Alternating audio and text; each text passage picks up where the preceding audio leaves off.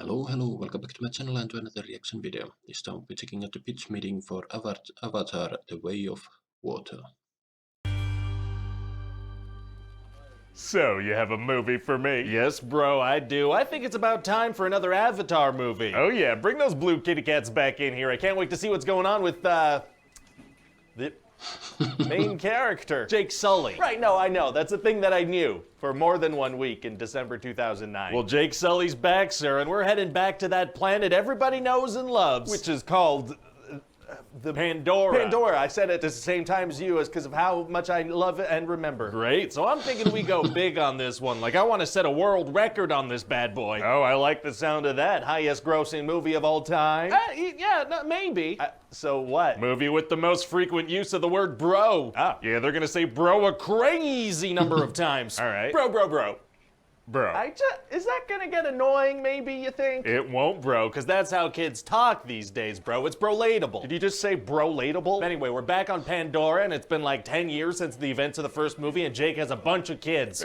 Getting busy with their tails or whatever is tight. Yeah, so they did whatever that was, and now they have Neteyam, Loic, Tuk, and Kiri. Was that one name? No, that's 4 names. Fascinating. And so Kiri's like this teenager that was mysteriously born from Grace Augustine's avatar. You know Sigourney Weaver's character from the first movie? Oh, who are we gonna get to play this teenager? I got just the person, Sigourney Weaver. You think it's gonna be kind of weird to hear a senior citizen's voice coming out of a kid? Well, yeah, maybe, but also, that was maybe weird. not. Oh, I like those odds. Anyway, so another kid they're raising is this human kid, Spider. And what's his deal? Well, he's actually the son of Quaritch, you know, the main bad guy from the first movie. Oh, and so who's gonna be the main bad guy in this movie? Quaritch, you know, the main bad guy from the first movie. Nice. Oh, wait, no, he died in the first movie, I'm pretty sure. Whoops. Nope, not a whoopsie. You're not getting a whoopsie out of me. No whoopsie? No whoopsie, sir. See, the thing is, humans are actually back on Pandora now, and Jake is leading the resistance against them. Okay. And turns out the humans had a backup of Quaritch's mind and memories, so they shoved that into an avatar body. Wow, well, I guess they really wanted the expertise of, you know, a guy who did not succeed last time he tried something like this. Yeah, they put a bunch of money and resources into bringing back the best guy for the job, the guy who failed spectacularly last time and literally died. It's not a bad plan. It's not a bad plan. So anyway, Quaritch and his squad pretty much immediately run into Jake's kids, so Jake and Neytiri need to go save them. Wow, well, that little squad doesn't stand a chance against Jake and his whole tribe. Oh, no, Jake and Neytiri don't bring any backup. Why not? So the movie can happen. Oh, okay. So Quaritch ends up kidnapping his son Spider, and Jake's like, well, I guess I gotta resign as head of the resistance and move away with my family. What? Why? Well, if they stick around, they'd be putting everybody in danger. You know, they can't win a fight against Quaritch. They literally did that in the last movie. Yeah. So they move away and go live with this water clan. That's all about water. Oh, water is different from forest. And for the next long stretch of the movie, it's gonna be kind of like a nature documentary with some teenage angst sprinkled in. And what's Jake gonna be up to? Oh, you're gonna like this. He's gonna lecture his kids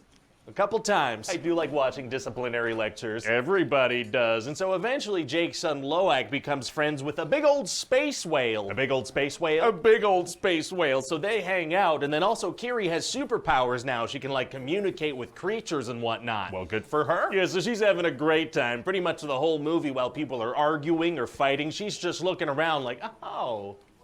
Okay, oh wow. Nice. But eventually the bad guys are gonna figure out where Jake is, so they're gonna keep on going with their mission of trying to kill him. Well, I mean, Jake's gone and he's not the leader of the resistance anymore. Why is their top priority still trying to take him out? Well, cause see, that's the plot of the movie. That works. So Quaritch teams up with these people who actually hunt those big old space whales, and they want to kill some of them to lure Jake out. Why do those guys hunt big old space whales? Because their frickin' brain juice stops people from aging. So what happened to that stuff the humans were after in the first movie? Unobtainium? Yeah, they were unable to obtain it. That makes a lot of sense, actually. Yeah, that checks out. But the thing about these big old space whales is that they're very hard to kill. Then how'd they find out about the magical brain juice in the first place? I don't know. Well, okay then. So then Jake and the ocean people do get lured out, and there's gonna be a big old fight. Oh boy, here we go. And a big old space whale's gonna help them out, and it's gonna be crazy, and Neteyam is gonna die. Oh no. Yeah, and so the Sully family are very sad, but Quaritch and a couple of his guys are still alive. Well, it's gonna be hard for a couple of bad guys to stand a chance against all the ocean people. people. Actually, it's gonna be super easy. Barely an inconvenience. Oh, really? Yeah, cause see, it's actually just gonna be Jake and his family fighting these dudes now. What? What happened to the ocean people? Oh no, those guys, they all left. They had to go away. They're just not there for the final fight. Yeah, no, cause there was like some fire on the water, so they gotta, you know, head out. They gotta leave early. Yeah, they dive into the water under the fire. Hey, shut up. And so the big final action scene is gonna take place on this big ship that's sinking. Isn't that kind of similar to... Yeah, James Cameron specifically requested that. I don't know what to tell you. Oh, this guy frickin' hates when sea vessels float as intended. He really does. And so then Jake is gonna manage to choke Quaritch unconscious and let him sink to the bottom. Wow. But then that spider kid's gonna save him. What? Why? Sequel. He probably just caused a lot of future pain and suffering for his loved ones. Sequel. You know, all right, you make a good point. And so that's about it. What do you think? Well, I mean, the first movie made an insane amount of money, so I'm pumped. Let's get this out ASAP. Let's do it. What are you thinking, like a 2014 release date? That sounds like a great release year. Let's lock it in. Whew. Well, there we have it, folks. Avatar: The Way of Water. And yeah, he put out a few good points. But overall, I did enjoy Avatar 2. It wasn't as good as the first one, but... And yeah, I did like the Titanic reference at the end. Didn't really... When I saw the movie, didn't occur to me, but yeah.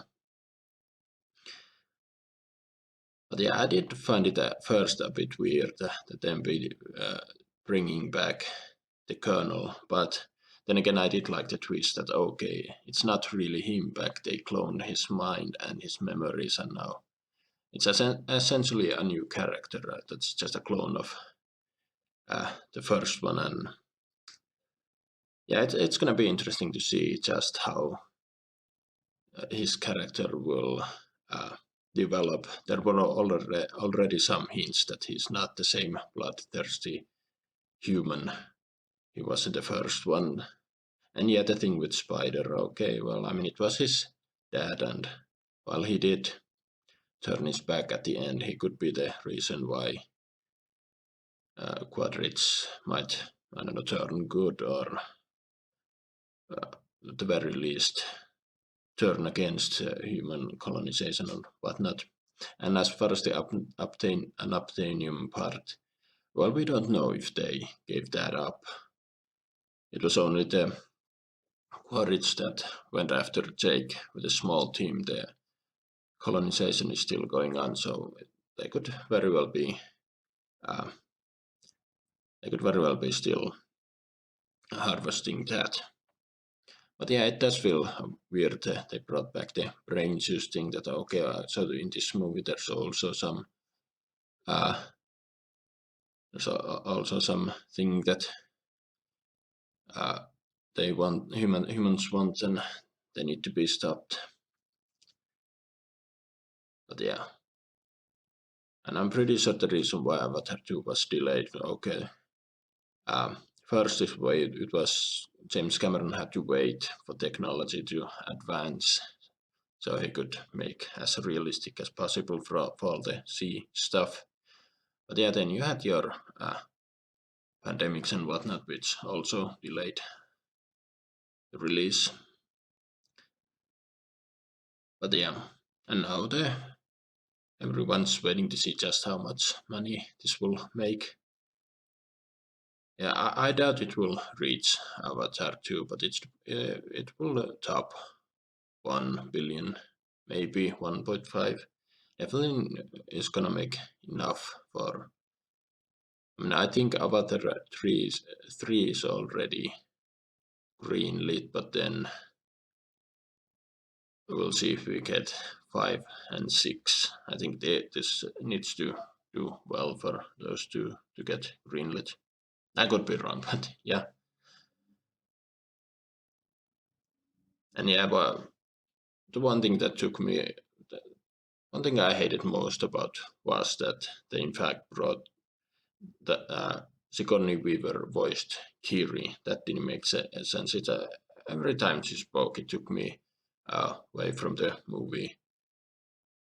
I mean, it didn't make any sense because they already brought back Grace Augustine when Kiri was dreaming. She was there, she's part of Ava, so You could still have Sigourney Weaver in the movie and have a younger voice actor for Kiri.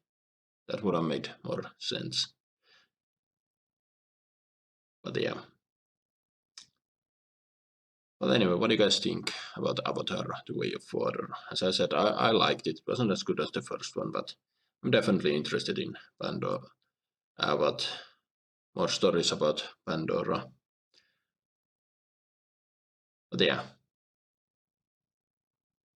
Hope you enjoyed my reaction. Drop a comment, drop a like, subscribe if you want, and I will see you in another video. Bye.